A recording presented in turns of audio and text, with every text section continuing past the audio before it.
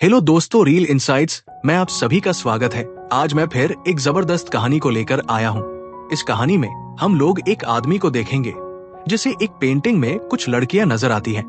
जब वो एक साधु से इसके बारे में पूछता है तो पता चलता है ये नरक का द्वार है और यहाँ नंगी चुड़ैल रहा करती है जो कि हवस की भूखी थी। वो आदमी उस चुड़ैल को देखकर उसकी तरफ आकर्षित हो जाता है, जिसके कारण वो उस नरक के द्वार में चला जाता है। यहाँ जाने के बाद उसे 3 सुंदर लड़कियां दिखाई देती हैं जो कि असल में चुड़ैल थी। अब ये आदमी चुड़ैल के खूबसूरती को देखकर बहुत खुश होता है। इसके बाद चुड़ैल अपने सारे कपड़े उतार देती और उस आदमी के साथ घपाघप करता है। तो चलिए बिना देर किए कहानी को शुरू करते हैं। कहानी के शुरुआत में हम लोग मिस्टर चू को देखते हैं जो कि एक ढाबे में खाना खाने के लिए आए हैं। उसी ढाबे में मिसली नाम की एक लड़की आती है। तभी यहाँ पर मौजूद कुछ बदमाशों की नजर मिसली पर पड़ती है और वो लोग मिसली को लड़का समझते हैं। ये सारे लोग मिसली के पास आकर उसे अपने साथ खाना खाने के लिए कहते हैं। वो लोग मिसली को लड़का इसलिए समझ रहे थे क्योंकि मिसली ने लड़कों वाले का कपड़े पहने थे। जब इन बदमाशों को मना करती है तब वो लोग मिसली के साथ लड़ाई करने लगती है। लेकिन लड़ाई के दौरान जैसे ही एक आदमी का हाथ मिसली के सीने में जाता है तब ये लोग समझ जाते हैं ये तो एक लड़की है। ये जानकर वो लोग इसके साथ जबरदस्ती करने की सोचते हैं। ली यहाँ पर चीखने चिल्लाने लगती है। तभी मिस्टर चू यहाँ आकर ली की मदद करती है और वो सभी बदमाशों को मारकर ली को यहाँ से लेकर भाग जाती है। भागते भागते ये दोनों एक साधु के आश्रम में पहुंच जाती है। जैसे ये लोग आश्रम के अंदर जाते हैं इनकी नजर एक छोटे इंसान पर पड़ती है जिसके सामने एक कुत्ता बहुत विशाल लग रहा था, जैसे कि वह एक दानव हो। वो कुत्ता उस छोटे इंसान को खाने वाला था। तभी ली और छू यहाँ पहुंचकर उस कुत्ते को यहाँ से भगा देते हैं। कुत्ते के भाग जाने के बाद ली और छू उस छोटे इंसान के पास जाती है।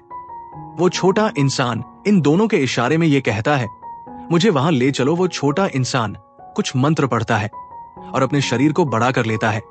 असल में ये छोटा इंसान इस गुफा में रहने वाला साधु था जिसे देखकर ली और छू डर जाते हैं। इसके बाद छू यहाँ अपनी तलवार निकाल लेता है। वो साधु भी इन दोनों से बहुत डर जाता है और वह इन दोनों से कहता है मैं कोई शैतान नहीं हूं, मैं तो एक साधु हूं और मेरा नाम वंग है। अपने शरीर को छोटा और बड़ा करने की कला मैंने अपने गुरुजी से सीखी थी। साधु की बात सुनकर इन दोनों का डर खत्म हो जाता है। इसके बाद ली नहाने के लिए चली जाती है। उसके जाने के बाद साधु और चू बैठकर बातें करते हैं। तभी अचानक आसमान से बिजली गिरती है। इस बिजली की वजह से साधु को तो चोट लगती है लेकिन छू के चारों तरफ एक सुरक्षा कवच बन जाती है। ये देखकर साधु बहुत हैरान हो जाता है और वो छू से पूछता है तुम्हारा जन्म कब हुआ था। उसके जन्म तिथि बताने के बाद साधु हिसाब किताब करता है।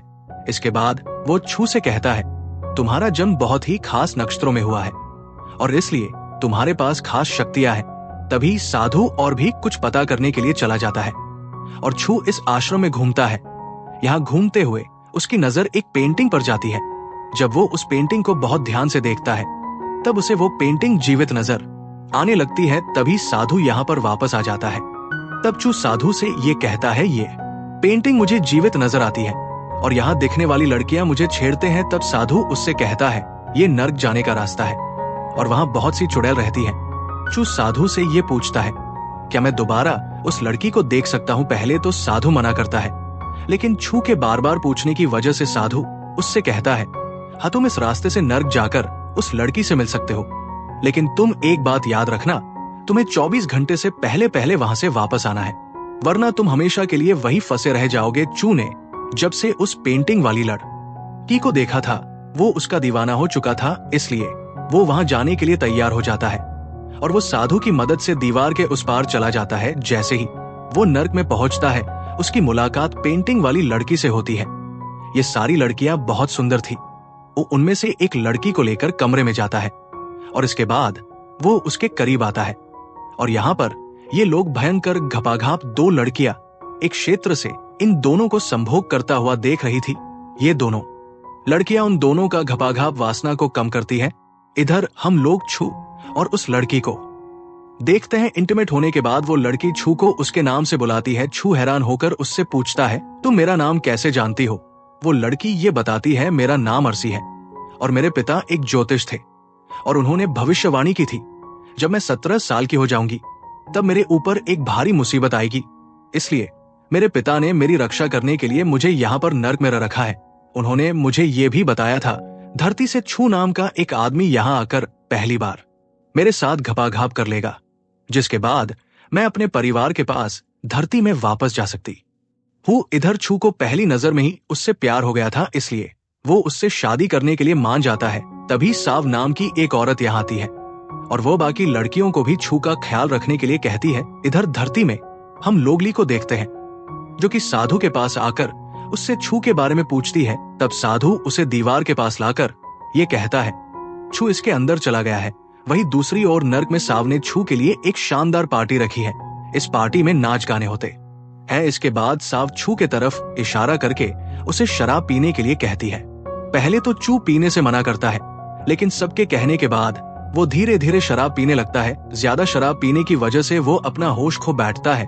उसी वक्त पार्टी में एक आदमी आता है जो कि सभी लड़कियों के ऊपर हमला करके उनके साथ जबरदस्ती करने लगता है, लेकिन जाते हुए वो अर्सी को अपने साथ ले जाता है। जैसे ही छू को होश आता है वो अर्सी के बारे में सभी से पूछता है। अर्सी के सहेलियां छू को ये बताती है अर्सी को एक शैतान जुएन उठाकर ले गया है। ये सुनते ही छू को बहुत गुस्सा आता है और वो जुएन को मारने के लिए चला जाता है। छू अब जुएन के अड्डे पर पहुंच चुका है और इन दोनों में लड़ाई शुरू हो जाती है। देखते ही देखते छू जुएन को मार डालता है, लेकिन तभी जुएन का हमशक्ल अर्सी को लेकर यहाँ पहुंचता है।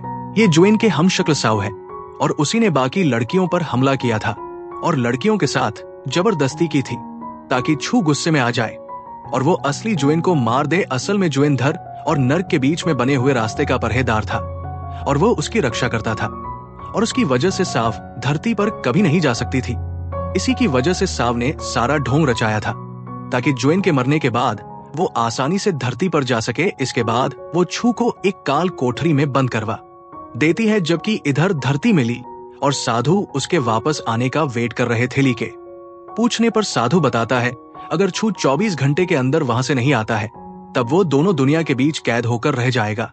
ये सुनकर लीचू के पास जाने का फैसला करती है और वो साधु से कहती है वो नर्क में जाना चाहती है। इधर हम लोग नर्क में देखते हैं जहां साव अपनी जीत का जश्न मना रही होती है। वहीं इधर अर्शी उदास बैठी हुई थी क्योंकि उसे छू से अब सच्चा प्यार हो चुका था। वो छू को काल कोठरी से बाहर निकालना चाहती थी, इसलिए वो काल कोठरी में जाकर सभी पहरेदार पर की हमला कर देती है और सभी को मारकर छू को यहां से लेकर भाग जाती है। लेकिन जैसे ही ये लोग रास्ते से निकलने वाले होते हैं साव के आदमी यहां आकर इन दोनों को पकड़ लेते हैं। इसके बाद इन दोनों को ले जाकर साव के पास पेश किया जाता है। तभी साव उठकर छू के पास जाती है और अपने मुंह से धुआं छोड़कर उसे बेहोश कर देती है। छू अभी बेहोश होता है।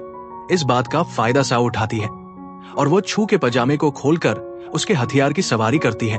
अर्सी जब ये सब करते हुए साव को देखती है तब वह रोने लगती है क्योंकि अब वह छू से प्यार करती थी। लेकिन इधर साव छू के हथियार की सवारी करती जा रही थी और वो छू के साथ इतना ज्यादा घपाघाप बाद साव को किसी काम से बाहर जाना पड़ता है। इस बात का फायदा उठाकर अर्सी छू के पास जाती है और वह उसे धरती पर वापस भेज देती है।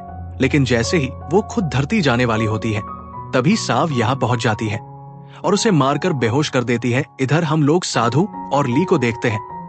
ये लोग छू के पृथ्वी में फिर से आने की उम्मीद छोड़ चुके थे, लेकिन तभी छू इनके सामने दीवार से निकलकर गिर जाता है। छू की जख्मी हालत को देखकर साधु ली से ये कहता है इसे जैन की तलवार ने घायल किया होगा। ली छू को बचाने के लिए साधु से उपाय पूछती है। तब साधु ली से ये कहता है अगर कोई कुंवारी लड़की पहली बार छू के साथ इंटीमेट होकर उसके साथ शादी करती है तब छू की जान बच जाएगी। छू को बचाने के लिए ली ये सब करने के लिए तैयार हो जाती है, लेकिन ली अभी नादान थी और वो बहुत भोली भाली थी। उसे तो काम क्रिया के बारे में कुछ भी पता नहीं था, जिसकी वजह से साधु जैसा जैसा उसे करने के लिए कहता है वो बस वैसा ही करती जाती है। इस तरह से साधु के बताए हुए उपाय से वो छू के साथ घप करती है और उसकी जान बचा लेती है। जब छू हो में आता है तब वो बस अर्सी का ही नाम लिए जा रहा था, जिसे सुनकर ली को बहुत बुरा लगता है और वो गुस्से में भागते हुए नरक के द्वार के पास पहुंच जाती है। तभी नरक के दरवाजे से एक शैतानी हाथ निकलता है और वो ली को पकड़कर अंदर चला जाता है। इधर हम लोग नरक में अर्सी को देखते हैं जिसे यहाँ पर कोड़ों से मारा जा रहा था।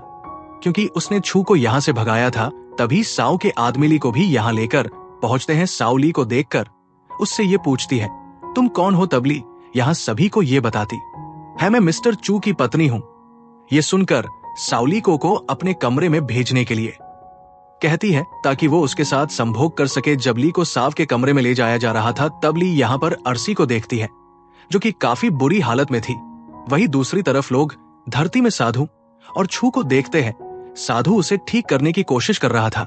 छू जब पूरी तरीके से होश में आ जाता है, तब साधु उसे बताता है कैसे ली ने उसकी जान बचाई। तब छू साधु को यह बताता है, मैंने साव के जाल में फंसकर जन को मार दिया है। साधु ये सुनकर बहुत हैरान होता है और वो कहता है, तुम्हें ऐसा नहीं करना चाहिए था, क्योंकि जन नरक के द्वार का रक्षक था और वो उस द्वार की रक्षा इसलिए किया करता था ताकि नरक की चुड़ैल धरती पर ना आ जाए। छू साधु से पूछता है, साओ कौन है? साधु छू को बताता है, साओ एक लोमड़ी है जो कि हजारों सालों से तपस्या करके इंसान का रूप धारण की हुई है। तभी अचानक छू ली के बारे में पूछता है, क्योंकि वो इन दोनों को कहीं भी नजर नहीं आ रही थी। इसके बाद ये दोनों उसे ढूंढते हुए नरक के द्वार तक पहुंच जाते हैं। तभी यहाँ पहुंचकर इन दोनों को ली का दुपट्टा मिलता है और उस दुपट्टे को देखकर ये दोनों सब कुछ समझ जाते हैं। ली को बचाने के लिए छू जबरदस्ती साधु को अपने साथ लेकर नरक में पहुंच जाता है। नरक में पहुंचने के बाद ये लोग सबसे पहले अर्सी को छुड़ाते हैं। इसके बाद ये तीनों मिलकर ली को छुड़ाने के लिए प्लान बनाते हैं। इधर साओ ली को अपने कमरे में ले जाकर भयंकर घपाघाप करने की तैयारी कर रही थी। इधर प्लान के मुताबिक साधु अपने बड़े से रूप को छोटा रूप बनाता है। इसके बाद साधु साव के अंधेरी गुफा से होते हुए उसके पेट के अंदर घुस जाता है और अर्सी जल्दी से जाकर साव के नीचे लेट जाती है। तभी साधु साव के पेट के अंदर से उस पर वार करने लगता है, जिससे साव के पेट में बहुत जोरों से दर्द होता है और वो अपने दर्द की वजह से अर्सी को धक्का देती है। तभी छू यहाँ पर आता है और वो ली और अर्सी को लेकर यहाँ से निकल जाता है, क्योंकि पेट के दर्द के वजह से साव कुछ भी नहीं कर पा रही थी।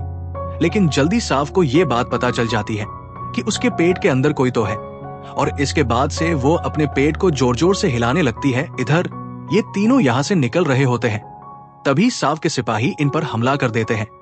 ये तीनों इन सिपाही से लड़ रहे थे, लेकिन तभी साव भी यहाँ पहुंच जाती है और वो अपनी शक्तियों से इन तीनों पर हमला करती है। ये तीनों साथ मिलकर साव से लड़ते हैं और आखिर में ये लोग साव को हरा देते हैं। इधर साधु को जैसे ही मौका मिलता है, वो भी साव के पेट से बाहर निकल आता है। ली इस लड़ाई के वजह से बहुत घायल हो चुकी थी, जिसकी वजह से उसकी मौत यहीं पर हो जाती है। आखिर में साधु छू के पास आता है और वो अर्सी और छू को नरक के द्वार का हिफाजत करने के लिए कहता है और ये लोग आज से इस काम को ले लेते हैं और नरक के आर का सुरक्षा करने लगते हैं। और यहीं पर यह कहानी खत्म हो जाती है। अगर आपको ये वीडियो अच्छी लगी हो तो एक लाइक जरूर कर देना और ऐसे ही वीडियोस को देखने के लिए मेरे चैनल को जरूर सब्सक्राइब कर लेना। तो मिलते हैं नेक्स्ट वीडियो में। धन्यवाद।